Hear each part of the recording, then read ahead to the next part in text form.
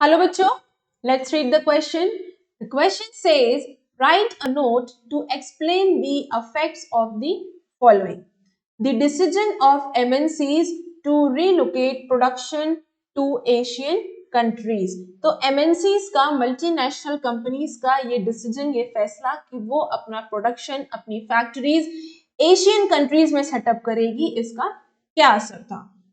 Having relatively low wages, कम wages होने की वजह से Asian countries like China became more suitable destinations for investment by foreign MNCs competing to dominate world market.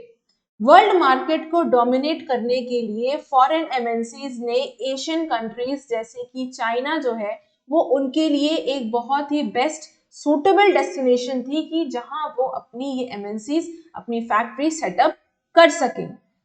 The main criteria for the relocation of industries was, इनका main criteria main objective क्या था कि वो अपनी companies वो Asian countries में setup करना चाहती थी, वाज लो कॉस्ट स्ट्रक्चर, क्योंकि यहाँ पर प्रोडक्शन कॉस्ट उनको बहुत ज्यादा कम मिल रही थी, सामान बनने की कीमतें बहुत कम थी, विच स्टिमुलेटेड देयर वर्ल्ड ट्रेड, जिससे कि उनका ट्रेड और ज्यादा बढ़ेगा, एंड कैपिटल फ्लोज, और रेगुलर कैपिटल फ्लो बनी रहेगी.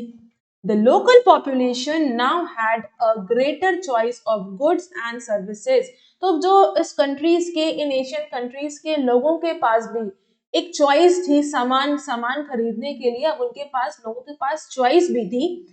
Prospect of greater employment opportunities for them as well as, क्योंकि अब यहाँ फैक्ट्रीज और इंडस्ट्री सेटअप हो गई थी तो उनके लिए एम्प्लॉयमेंट के चांसेस भी बहुत ज्यादा बढ़ गए थे.